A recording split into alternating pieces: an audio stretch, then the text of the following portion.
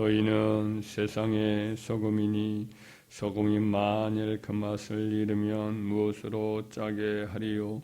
후에는 쓸데없어 다만 밖에 버려져 사람에게 밟힐 뿐이니라. 너희는 세상의 빛이라. 산 위에 있는 동네가 숨겨지지 못할 것이요. 사람이 등불을 켜서 말 아래에 두지 아니하고 등경 위에 두나니 이러므로 집안 모든 사람에게 비치느니라. 이같이 너희 빛이 사람 앞에 비치게 하여 그들로 너희 착한 행실을 보고 하늘에 계신 너희 아버지께 영광을 돌리게 하라. 아멘. 오늘 읽었던 본문의 13절부터 16절은 이제 팔복 다음에 이어지는 거기 때문에 논리적으로 이렇게 순차적으로 보면 팔복의 삶을 살면 이것이 곧 세상의 소금이 되는 것이고 또 세상의 빛이 되는 삶이다. 이렇게 이해할 수가 있습니다. 그래서 팔복의 삶은 이제 하나님 백성의 내면적 특성을 이렇게 잘 담고 있어서 내면적 특성의 삶을 우리가 살아가게 되면 자연스럽게 이제 세상에 소금의 역할을 감당해서 세상의 그 부패를 막고 또 세상에 이제 어둠을 이렇게 물리치는 빛의 사명을 감당해서 이제 하나님께 영광을 돌리는 그런 삶을 살게 될 줄 믿습니다. 여기서 이제 특별히 너희는 세상의 빛이라 이런 말씀을 했습니다.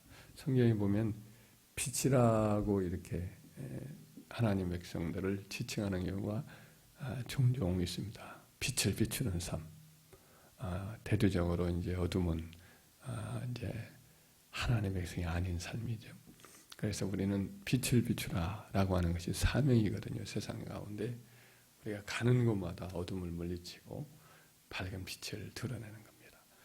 이와 같은 사명을 살아가라고 말씀을 하는데 그러면 구체적으로 어떤 방향으로 우리가 빛을 비춰야 할까요? 첫째는 이제 도덕적인 빛을 비추라. 도덕적인 하나님 백성다운 아름다운 성품을 이렇게 드러내고 선한 일로 하나님의 영광을 드러내라 라고 말씀을 합니다. 오늘 본문의 마지막 말씀에 이같이 너희 빛이 사람 앞에 비치게 하여 그들로 너희 착한 행실을 보고 하늘에 계신 너희 아버지께 영광을 돌리게 하라 그랬어요. 그래서 하나님 백성들은 선함과 의로움과 진실함과 거룩함으로 이 어둠의 세상에 이제 혼잡스럽고 더럽고 부패한 그와 같은 타락한 도덕성을 개혁해 나가라 이렇게 말씀을 하고 있습니다. 우리의 타락의 본성은 이제 욕심이나 혹은 교만, 질투, 정욕, 분쟁 그런 것으로 가득 어둠이 차 있지요.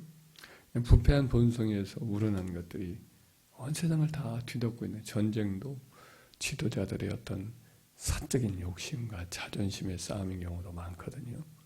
어떤 그런 일들로 인해서 끝내야 될 수많은 자기 젊은이들을 그 죽음의 장소로 막 내몰죠. 러시아 푸틴 같은 경우도 자기의 젊은이들을 전쟁터로 내몰아서 후퇴하면 쏴죽이도록 하여튼 후퇴하면 죽이도록 명령을 해요.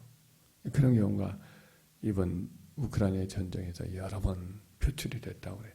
전략적으로 전쟁을 하면 후퇴도 있고 전진도 있고 하는 법인데 계속해서 후퇴하지 못하도록 뒤에서 지휘관들의 총을 쏴서 죽이는 그런 일을 한다면 이미 이제 진 거예요. 근데 푸틴은 계속해서 자기 젊은이들을 죄수들까지 뭐 다 동원해가지고 그렇게 죽음의 길로 내보는 그런 일들을 하고 있는 거 보면 인간의 본성이 얼마나 참 교만하고 악한가. 사람의 자기의 생명은 소중하고 다른 사람의 생명은 저렇게 가차없이 자기 이익을 위한 수단으로 사용하는가 생각하면 참 인간 안에 있는 이 세상 안에는 타락의 어둠이 얼마나 깊은가를 알 수가 있습니다. 하나님 백성된 우리들에게는 이제 거룩함과 진실함과 의로움으로 빛을 발하라. 에베소서 5장 8절 이하에 보면 너희가 전에는 어둠이더니 이제는 주 안에서 빛이라. 빛의 자녀들처럼 행하라. 빛의 열매는 모든 착함과 의로움과 진실함에 있느니라. 이하의 모든 말씀도 동일한 그런 말씀입니다. 우리 안에는 이제 옛사람의 본성이 있다, 지배하고 있었는데 예수를 믿으면 새 사람의 본성이 들어와서 우리 안에 새 사람의 본성과 옛사람의 본성이 서로 경쟁하고 다투거든요. 그래서 우리 속사람이 날로 강건해지면 우리 부패한 옛사람의 모습들이 점점 약해져서 이제 죄악의 어두움들을 다 물리치고 빛으로 점점 우리 삶이 이렇게 빛이 나고 달라져서 이것을 통해서 하나님의 영광이 우리의 삶을 통해서 나타날 줄 믿습니다. 두 번째는 복음의 빛을 비춰야 합니다. 요한복음 5장 35절에 예수님께서 세례 요한을 평가를 하기를 뭐라고 말씀하냐면 요한은 켜서 비추이는 등불이라. 너희가 한때 그 빛에 즐거워 있기를 원하였거니와. 세례 요한은 예수님 앞서 보내심을 받았던 선지자지요.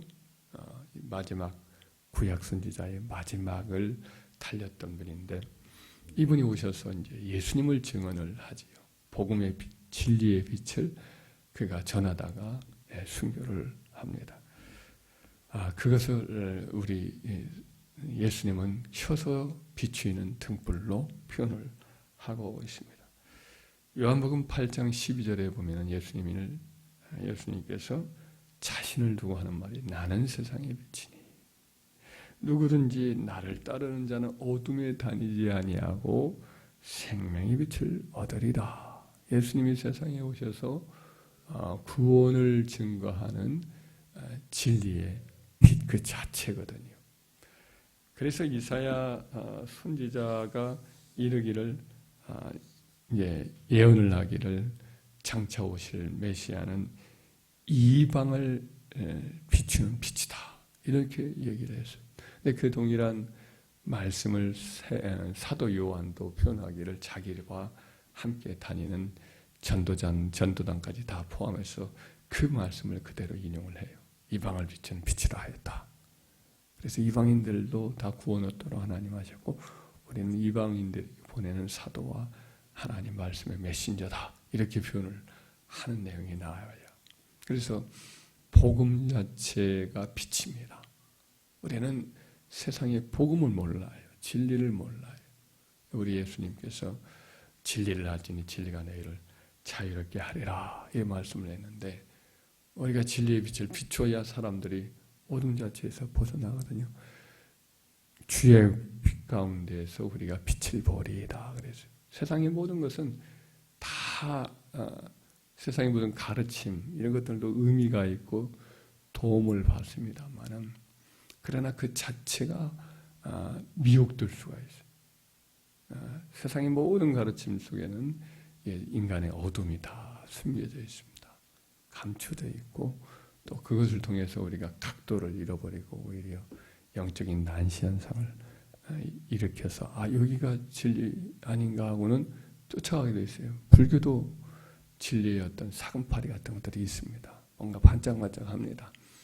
그러나 궁극적으로는 우상숭배로 이끌고 인본주의로 이끌고 미혹되거든요. 거기에 그냥 몰두를 하면 거기에 모든 삶을 드리거든요. 그런 게 진리가 오기 전에 그런 것을 사람들이 매진을 했지만 예수님이 진리가 왔어도 거부하면 어둠에 계속 갇혀있는 셈이 되거든요. 오직 참된 빛은 복음 진리의 빛뿐인 줄 믿습니다. 전하지 않으면 안 돼요. 전하지 않으면 몰라요. 옛날에 빛인 줄 알고 있는 가짜의 빛에 갇혀있다고요. 그래서 우리가 이 시대에도 복음의 빛을 계속해서 증거해 주어야 자기들이 가지고 있는 것들이 얼마나 한계가 있고 사실은 속고 있는가 깨닫게 되고 돌아오는 역사가 있는 줄 믿습니다. 셋째로는 이제 능력의 빛, 성령의 능력의 빛을 비춰야 합니다. 골로새서 1장 12절에 14절의 말씀에 보면 우리로 하여금 빛 가운데에서 성도의 기업의 한 부분을 얻기에 합당하게 하신 아버지께 감사하게 하시길 원하노라. 그는 우리를 흑암의 어둠의 권세에서 건져내사 그의 사랑하는 아들의 나라로 옮기셨으니 그 아들 안에서 우리가 속량 곧 죄사함을 얻었느니라 그랬어요. 죄도 권세예요. 죄악에 꽉 붙들고 있으면 죄에서 벗어나는 것 자체가 불가능합니다. 인간 자체는 죄를 이겨낼 힘이 없습니다. 예를 들면 옛날에 마약 같은 경우라든지 아편이라든지 대마라든지 이런 것들이 워낙 쾌락의 강도가 강해서 결국에는 거기에 잡혀서 집, 돈, 모든 것을 자식까지도 팔아먹고 결국에는 그 마약을 찾는다는 말이 있었는데 그것은 옛말이에요. 오늘날은 그것의 그 중독성이 거의 500배, 수백 배 이렇게 강력한 도파민이라는 그 물질이 나와가지고 결국은 거의 완전히 사로잡힌다는 거예요. 완전히 그 머릿속이 오염되면서 어떤 판단 자체를 할 수가 없는 상황으로 넘어가요. 건져낼 길이 없을 정도로 치유하는 그 치유책을 지금 마련하기가 상당히 어려운 상황이 있어요. 능력이 없으면 안 돼요. 이 능력은 인간의 힘으로는 안 됩니다. 하나님의 능력으로만 가능한 줄 믿습니다. 그와 마찬가지로 죄 자체가 얼마나 강력한지 몰라. 세상도 우리 자신을 붙잡아 놓고 있고 마귀가 자기 백성을 놓기는 이렇게 내버려두지 않습니다. 끝까지 추적을 하고 붙들어 놓고 하나님 백성으로 가는 것을 가로막거든요. 그래서 이 하나님 백성을 옮기는 것, 흑암의 권세에서 하나님의 사랑의 아들로 옮기는 것은 능력의 싸움이에요. 그래서 신학자들은 파워 인카운터, 힘의 싸움이다, 힘의 전쟁이다 이렇게 이제 표현하기도 합니다. 예수님께서 어렸을 때부터 그 간질병과 이와 같은 병을 갖다 주었던 귀신 들린 아이를 고친 다음에 제자들이 조용히 와서 우리는 어찌하여 귀신을 쫓아내지 못하였나이까? 그때 예수님께서 말하기를 믿음이 너희가 부족한 영혼이라 하시고 마가복음 9장 29절에는 기도 외에 다른 것으로는 이런 종류가 나을 수 없느니라. 제자들 너무 기도 좀 했겠고 그랬겠지만은 그러나 우리 주님과 같은 깊은 기도에 힘을 쌓지 못했기 때문에 결국에는 물리치지 못하고 그렇게 고생만 하고 있던 거지요. 이와 같이 성령의 능력으로 무장해야 성령이 오셔서 도저히 빠져나올 수 없는 죄, 세상의 어떤 사랑, 자기 자신에 대한 어떤 과시, 혹은 마귀에게 눌려있는 삶, 끌려가는 중독의 삶, 이런 것으로부터 벗어날 수가 있는 거거든요. 본인이 어떻게 하겠어요? 물에 빠져가는 사람은 무력하게 그 홍수에 끌려가는데 누군가가 반석에 든든히 서서 구원의 동아줄을 그들에게 던져낼 때 그들을 밖으로 끌어낼 수 있는 거 아니겠어요? 그래서 우리가 능력으로 무장을 해야 됩니다. 세상의 원수 마귀의 어떤 강력한 찐대들을 무너뜨려야 합니다. 사도 바울이 에베소 교회 성도들에게 마지막 편지의 마지막에 끝으로 형제들아 너희가 주 안에서와 그의 힘의 능력으로 강건하여지고 힘, 능력, 강건하여지다. 세 가지가 다 같은 방향을 가진 말이거든요. 세 가지. 그 힘, 능력, 강건 이것이 영적인 무장을 하라는 거거든요. 디모데 후서에도 동일한 말씀을 하고 주 안에서 너희가 강하여져라. 같은 말이거든요.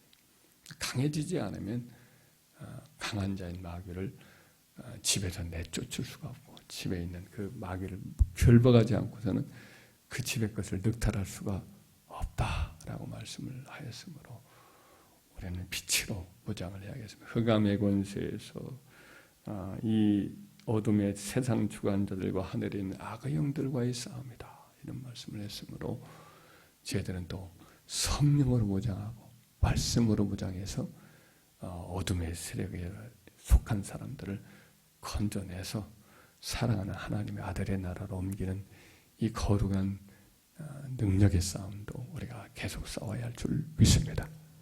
도덕의 빛을 발하고 진리의 빛을 비추고 또 능력의 싸움을 싸워서 어둠에 속한 자들을 살려내는 그런 싸움을 싸워서 그야말로 세상에 빛을 비추라 라고 하는, 너희는 세상의 빛이라 라고 말하는 이 주님의 사명, 맡겨진 사명을 잘 감당하는 우리 함께하는 교회와 제들 되기를 주의 이름으로 축원합니다.